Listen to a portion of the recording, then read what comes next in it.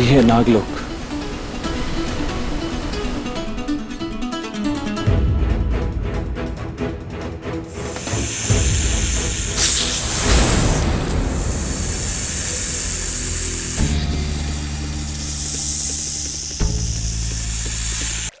इतना छोटा कर दिया। श्रीमान बेताल, मैंने मान लिया कि आप में किसी भी रूप को धरने की शक्ति है, किंतु कृपा करके मुझे आगे की कहानी सुना। मैं जानने के लिए उत्सुक हूं। राजन, ऐसा कीजिए, आप थोड़ा विश्राम कर लीजिए, क्योंकि कहानी सुनाने का अभी मेरा मन नहीं हो रहा। थोड़ी देर बाद मेरा मन हो जाएगा, फिर मैं आपको कहानी सुनाऊंगा। तब तक अगर आप चाहें तो जल और फल ग्रहण कर लीजिए। लेकिन श्रीमान बेताल, मैं भूखा और प्यासा नहीं हूं, पर मैं कथा सुनना चाहता हूं। देखिए, मैं बेमन से सुना तो दूंगा, पर फिर कुछ भूल गया तो, इसलिए बाद में सुनाता हूँ ना, जाइए ना। अच्छी बात। बेताल, ब्रह्मदेव, तुम पुनः अपने पथ से भटक रहे हो। नहीं ब्रह्मदेव, ये तो मैंने जानबूझकर ऐसी कहानी सुनाई। मुझे पता था ये सुनकर आप जरूर प्रकट होंगे। कृपया मुझे इससे मुक्त कर दीजिए। ठीक है, किंतु स्मरण रहे, यदि तुम पुनः अपने पथ से भटके तो तुम्हें कठोर दंड मिलेगा। हाँ, मैं नहीं भटकूंगा।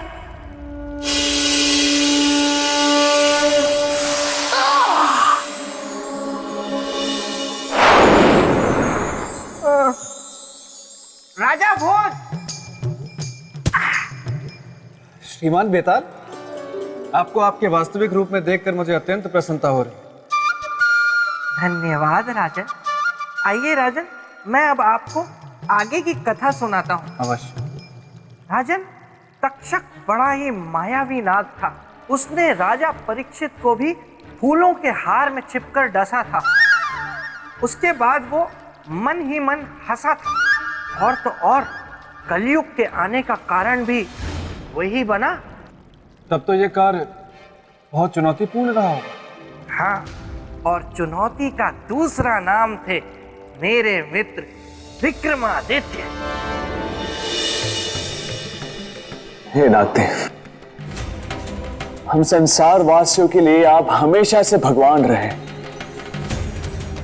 हमारे पूजनीय। परंतु आज तक्षक के कारण सदियों से हो रही आपकी भक्ति और आस्था टूटने के कगार पर है। ऐसा क्या किया उसने सम्राट? कौन सा कुकर्म किया? कौन सा अधर्म? उसने पृथ्वी लोक से महारानी रागेश्वरी का पूजा स्थल से अपहरण किया है। अपने इस घिनौने कुकर्म से आपके देवत्व और नागकुल को कलंकित किया है उसने। आपके भक्तों के हृदय में कटुता और शत्रुता का विष भर दिया। इसलिए हे नागदेव, हमारी आपसे विनती है, उसके लोक जाने का मार्ग बताए हमें।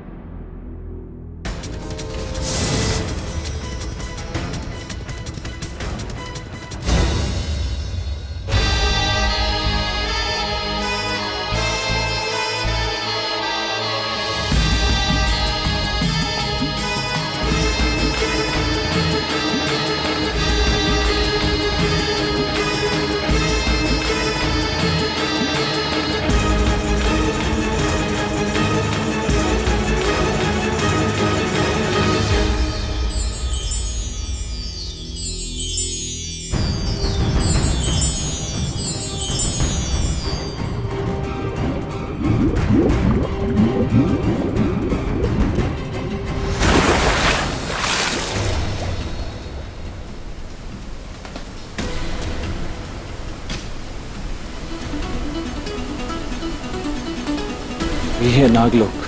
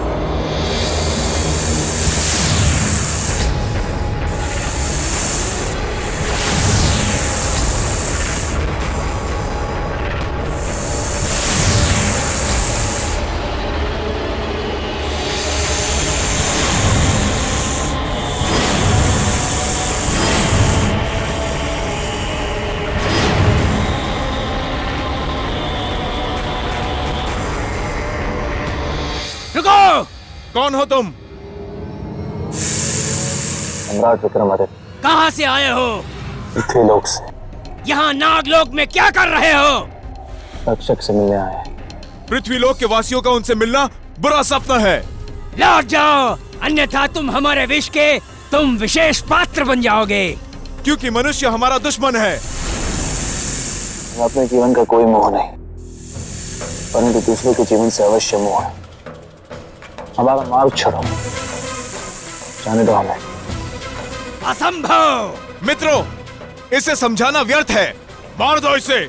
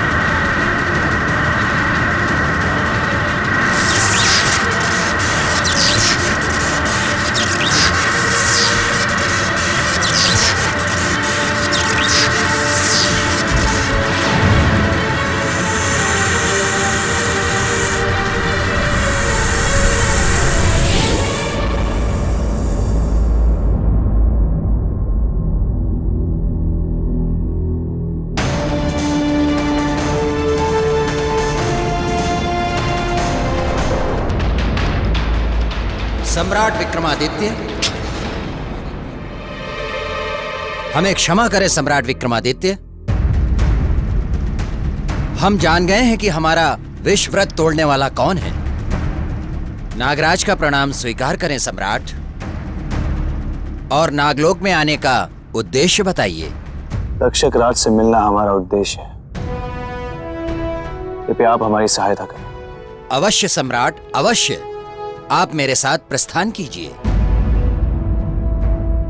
तो बोलिए राजन, एक तरफ थे मेरे मित्र सम्राट विक्रमादित्य, निस्वार्थी, जो एक अनजान मनुष्य के प्राणों की रक्षा के लिए नागलोक तक चले गए, और एक आप हैं स्वार्थी, जो मेरे मित्र के सिंहासन को प्राप्त करने की लालच में यहाँ चले आए। सही कहा आपने बेटा, मैं हूं लालची। यदि अपनी प्रजा के हित के बारे में सोचना लालच है तो मैं हूं लालची। यदि अपनी प्रजा को चक्रवर्ती सम्राट विक्रमादित्य की प्रजा के समान न्याय, सुख, शांति और आर्थिक समृद्धि देना लालच है तो मैं हूं लालची। राजन, पहले तो आप झरने का पानी पी के ठंडे हो जाइए, और दूसरी बात, आप मुझे अपनी लच्छेदार बातों से फुसला नहीं सकते। मैं आपको कभी इस सिंहासन पर बैठने नहीं दूंगा। फिलहाल आप आगे की कथा सुनिए।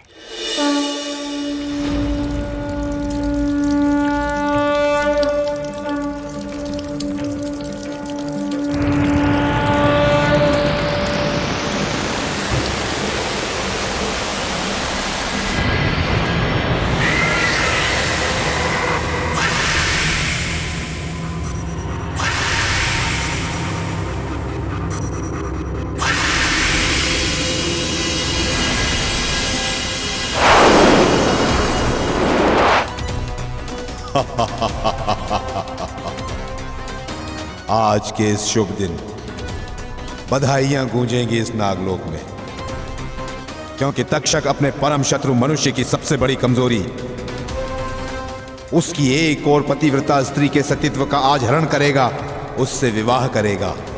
एक और, जहां मेरे इस कार्य से मेरा प्रतिशोध एक कदम आगे बढ़ेगा, वहीं दूसरी ओर मेरा बल और बलवान होगा।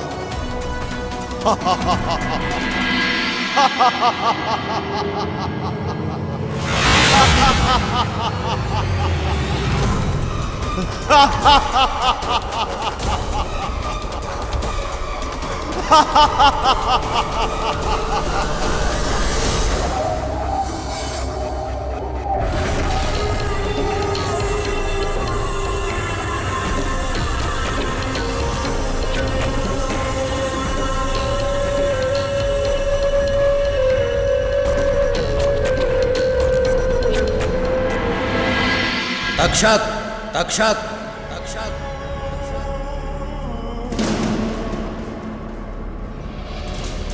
आइए नागराज, पधारिए। तक्षक के विवाह के शुभ अवसर पर आपका स्वागत है।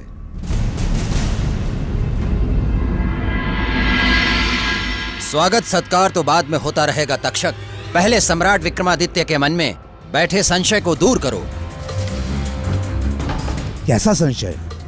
तक्षक, क्या यह सत्य नहीं कि तुमने महारानी रागेश्वरी का अपहरण किया और उन्हें बंदी बनाया? बंदी? अपहरण? नहीं नहीं, मैंने किसी का अपहरण नहीं किया है और ना ही किसी को बंदी बनाया है और ना ही किसी पर बल प्रयोग किया है। ऐसा कहकर आप तक्षक राज पर झूठा आरोप लगा रहे हैं। यदि ये आरोप है तक्षक, तो सत्य क्या है बताइए हमें। हाँ तक्षक, अपने पक्ष को रखकर सत्य को सिद्ध करो। नागराज, सत्य यह है कि मनुष्य जाति हमारी शत्रु है, सदा ही हमारा अहित चाहती है, अहित करती है, और आज ये हमारे विवाह के पावन अवसर पर हमारा अहित करने आया है। नागराज, मनुष्य जाति हमारे लिए बाधा थी, विघ्न है और व्यवधान रहेगी। तक्षक, आरोप का उत्तर प्रत्यारोप नहीं होता। यदि तुम सत्य कह रहे हो तो सिद्ध करो। आप कहते हैं तो मैं अभी सिद्ध कर देता हूं। देवी रागेश्वरी को उपस्थित किया जाए।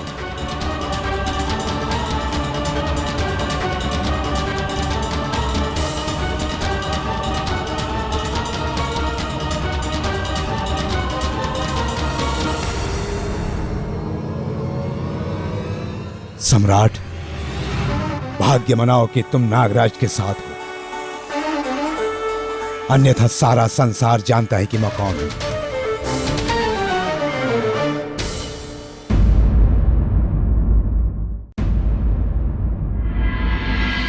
आपने बुलाया स्वामी?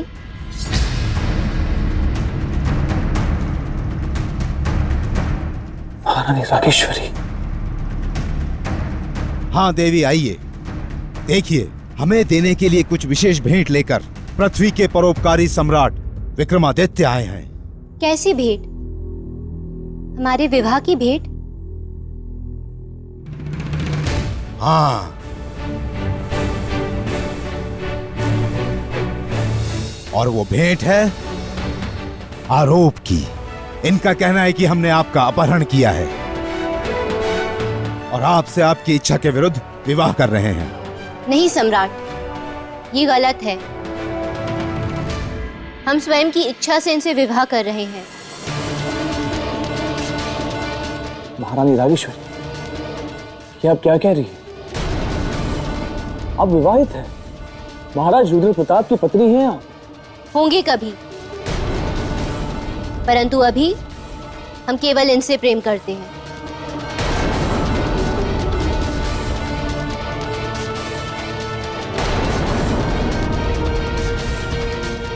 हम नहीं विश्वास करते आप जो कह रही उसमें। आप जो कुछ भी कह रही वो इस तक्षक के भय से कह रही। प्रेम में भय कहाँ सम्राट? प्रेम तो निर्भय है, निर्भीक है। नहीं मान सकते आप, ये सत्य नहीं है देवी। बस सम्राट, बस। अब आगे एक शब्द नहीं। आपने जो प्रसंग छेड़ा था उस प्रसंग का सुखद अंत हो गया है। सुन लिया आपने जो सुनना था। आपके आरोपों का उत्तर आपको मिल गया है। अब आपकी भलाई इसी में है कि आप चुपचाप यहां से चले जाइए। शुभ कार्य में विघ्न उपस्थित करने की कोशिश ना करें। जाइए यहां से।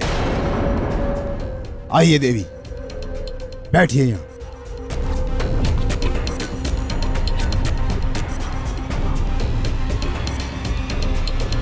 और सम्राट विक्रमादित्य, हमारे हृदय की विशालता को देखिए।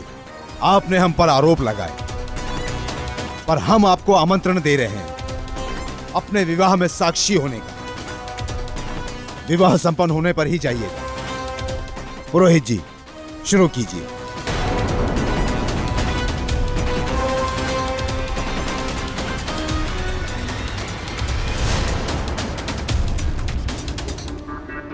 महारानी रागेश्वरी की बातों ने तो हमें दुविधा में डाल दिया है। उनकी बातों से तो हमारा उद्देश्य, हमारा संकल्प, हमारा वचन सब बेकार हो जाएगा। इस बल से हम लोगों का सामना करेंगे।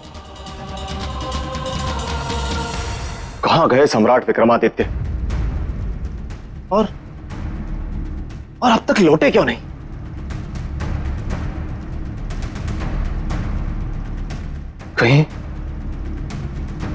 कहीं उन्होंने हमें धोखा तो नहीं दे दिया? महारानी रागेश्वरी चाहे कुछ भी कहे, परंतु हमारी आत्मा यह कहती है कि असली अपराधी तक्षक ही है, और नामदेव के जीवन को बचाने के लिए हमें किसी भी कीमत पर तक्षक को पृथ्वीलोक ले जाना होगा। पुत्र, अब छोड़ दे सम्राट के आने की आस और चल, इससे पहले कि रुद्र प्रताप के सैनिक फिर से तुझे पकड़ने आ जाए, हम लोग कहीं और चले जाते हैं। पुत्र, पुत्र।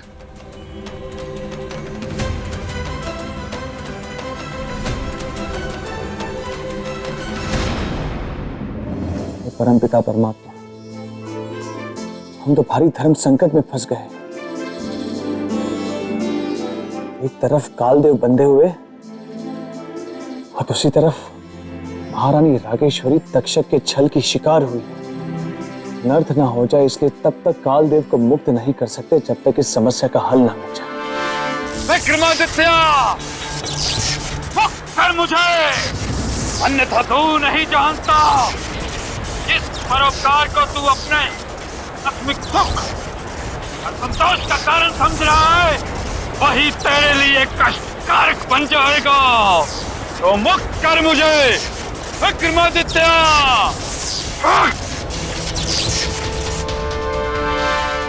तक्षक के विवाह को रोकने के लिए हमें शीघ्र ही कोई उपाय खोजना होगा, अन्यथा हम दूध का दूध और पानी का पानी अलग नहीं कर पाएंगे। क्या हुआ राजन? है ना ये भंवर जा? बताइए बताइए, क्या हुआ होगा आगे? श्रीमान बेताल, ना तो सत्यत्व भंग हुआ होगा, वरना परोपकार की पराजय हुई होगी। क्योंकि अगर एक सत्य है तो दूसरा धर्म, और दोनों अटल है। कर दी ना आपने फिर से वही घिसी पिटी किताबी बातें शुरू। राजन, थोड़ा तो दिमाग लगाइए, समझिए बात को। अरे महारानी तो तक्षक के बस में थी, फिर ऐसा कैसे हो सकता है कि उनका सत्यत्व भंग ना हुआ हो? बोलिए, उत्तर दीजिए। या तो उत्तर दीजिए या भूल जाइए सिंहासन को।